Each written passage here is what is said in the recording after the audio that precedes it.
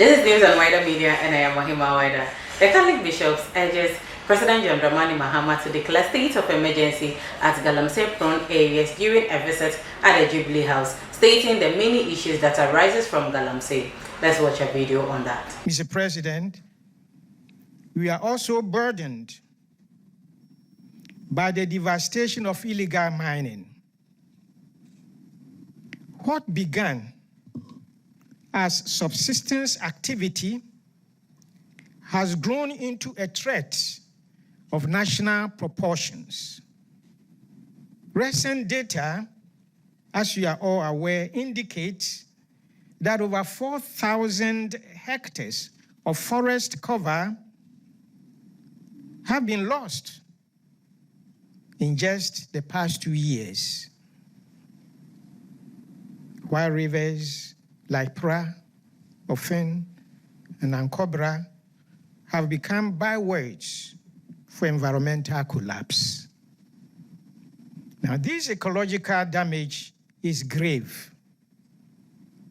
but the social moral disintegration it breeds is just as perilous. We believe we must act now and immediately, not only with force, but with foresight. Enforcement, we believe, must be balanced by credible and sustainable alternatives for those driven by desperation. But the paltry economic gains from Galamsay pales in comparison to the devastating and irreparable damage that Galamsay does to our environment, our economy, and to the esteem of Ghanaians as a people. We believe we must act now. Declare, Your Excellency, a limited state of emergency in all the affected zones to suspend all mining activities temporarily. President Mahama affirms his commitment to fighting against Galamsay at a meeting with the bishops. In the past, our young people with pickaxes and axes will go and dig somewhere small and scrape somewhere and get a few nuggets of gold and sell and make some money. Then they brought excavators into it, and they brought what they call chamfan machines. That was the beginning of our troubles. And those equipment come mostly from a certain country. And so we started to see large-scale degradation of our environment. We're engaged in the fight. It's a very complex fight. Unfortunately, because of the lack of economic opportunity, a lot of our young people who are unskilled have found illegal small-scale mining as an easy avenue to gain employment and be able to make an income. So as I speak, it is estimated that anything between 1.5 million and above of our people are involved in that sector, either in artisanal small-scale mining or in working for small-scale mining companies or doing just what they call Galamsay. Now, there's a distinction there. Small-scale mining by itself is not unlawful. It is recognized by the law, and it says it's reserved for only Ghanaians. The complication has been the foreigners who invaded the space and the new equipment that they brought that is able to destroy a huge acreage in a short time. We have 288 forest reserves in this country that are declared reserves officially. And out of the 288, 44 of them have been encroached. When I got a briefing, I very naively asked, why? What of the other two? How many left? How many left if it's 44? Something, 200 and something. I said, why haven't they encroached in those? And I mean, the guy could virtually have told me, because there's no gold in them, stupid. So our luck with the other forest reserves that have not been encroached is because there's no gold in those forest reserves. But the 44 that have gold under those trees are, attractive magnets for illegal small-scale mining. Your Excellency, we propose the following, and we are ready to back you up in all ways to arrest this menace.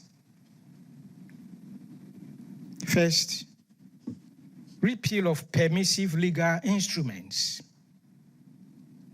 Audit and repeal legislative instruments enabling unchecked licensing under the Minerals and Mining Act 2006, Act 703, and associated legislative instruments. 2, moratorium on licenses. Immediate freeze on new artisanal and small-scale mining licenses until a full review of environmental and social impact is completed. We believe there should be targeted state of emergency.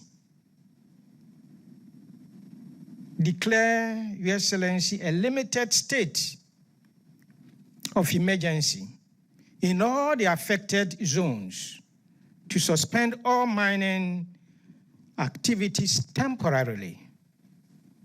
Deploy military engineering units for reclamation. Restore lawful local governance and other. Then decentralized oversight. Establish district-level mining task forces with civil society and church observers to monitor local operations, report breaches, and ensure community participation.